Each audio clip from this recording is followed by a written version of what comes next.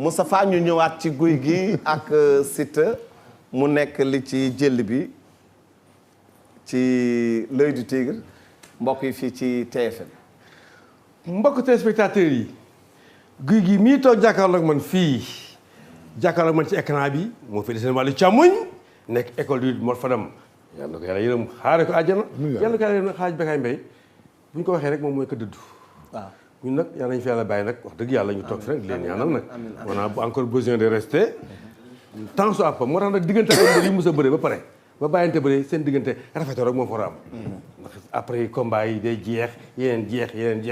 léppay jeex donc ñëpp war a rafetoo rek. léppay jeex suba ñoom Gouye Gui ak ñoom Modou Lo ñoom Balla Gaye. dañuy ànd ñu mayante ay jabar ba mayante ay doom àndante loolu moo fi nekk. dara jar fi méttal dara jar fi ñàngal. allahu akbar Gouye Gui école de Mor Fadam le simpi seen wàllu càmmuñ jiital tànku càmmuñam ngembay ngembulu jaune mbir yi koy ngemmoo nag néew na trop ci làmb ji ngembulu mboq comme ni ko président bi toog sole sabadoor bu mboq.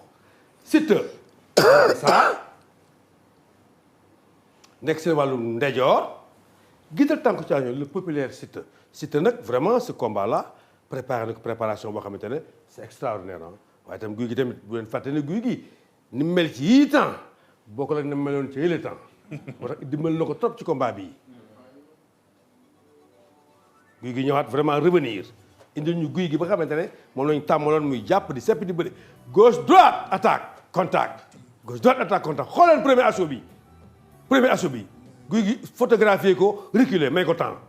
Gouye Gui lu mu bëggoon bëre Siteu lu mu bëggoon jaxasoo ko bëtt ko bëreloo ko Gouye Gui ngi def mëninam voilà bokk téléspectateurs yi fii gis ngeen ginnaaw bi nga xam ne Siteu nag ñëw na droite gauche Gouye Gui reculer li ñu naan distance de sécurité ndax nit kat dafa am lu ñu naan distance de sécurité sooy bëreeg nit kii da nga koy natt te fa mu taxaw ak fa nga taxaw ndax bu demee le dóor si boo delloo ginnaaw day yem rek Gouye Gui reculer benn ñaar ñetti pas xool ko daw wàcc téye ko Gouye Gui lu mu soxla woon mooy jaxasoo ak Siteu dugal gañam Gouye Gui fii da nga di gis ne dugal na loxo càmmoñam ci ngembu ki nga xamante ne mooy Siteu jàpp na loxo ndeyjooram ci ngembu Gouye Gui ba pare nag wàcc di ko xar ngéppen mais Siteu nag bu fekkee dafay bëgg xar ngéppen fii action bi day fausse pourquoi muy fausse moom mooy fekkee da ngay xar ngéppen sa tànk bi nga jiital moom ngay duggee mais contresens de Siteu def pour xar ngéppen du ko mën a réussir ba pare nag Gouye Gui bloqué ko nag le blocage de Gouye Gui c'est important mais xar ngéppen bi daal loxo ba day dugg rek mais Gouye Gui dafay yëlëbu rek loxo bi war a ñëw dañ normalement dugal na bàyyi na Siteu ñaar loxo ci biir rocc dóor Gouye Gui ba léegi dóorul waaye téye loxo càmmuñ ba ah mbokk téléspectateurs yi fii gis ngeen ne Siteu manipulé na Gouye Gui bëtt ko ci pokotaan percé sur les aisselles prise bu parfaite ngi nii maanaam kii di Siteu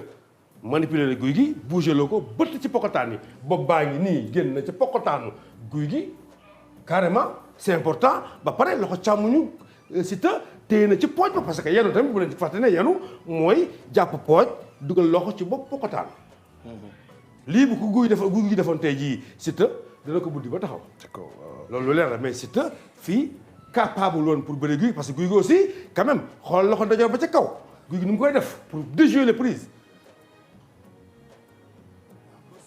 alors Gouye Gui loxo ba ca kaw da koy dindi aha del siwaat bokk dëpp ko sol ci biir c'est important Siteu ngi manœuvre di bëre mi ngi dépenser beaucoup d'énergie fii ci kaw Gouye Gui mais Gouye Gui nga ko bàyyi ak bëre bi di ko déglu di ko déjouer lu Siteu def Gouye Gui yàq lu Siteu def Gouye Gui yàq xool Gouye Gui Siteu mi ngi manœuvre mi ngi lijjanti pour moom Siteu pour moom Gouye Gui amul condition physique pour moom Gouye Gui nii Gouye Gui naa ma ngay manœuvre Gouye Gui 1000 fois xoolal il pousse maintenant Gouye Gui taxaw rek gérer ko c'est important combat dañ ko gérer xoolal ma lii Gouye Gui wàcc di bëtt Siteu ci pokotaan ya Siteu comprendre ko Gouye Gui génnaat ba tey dugal ñaar loxo moom Gouye Gui Siteu lu tax ngay nangu Gouye Gui di dugal ñaar loxo sa ngemb bu xasee dugal ñaar sa ngemb de say chance du bareeti Siteu il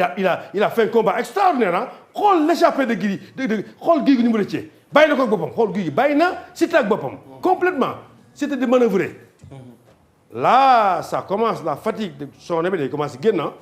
ah xool ma bii jàppante ni mu jekkee ku ne dugal sa loxo ngemb te ñu séddoo li mooy jàppoo séddoo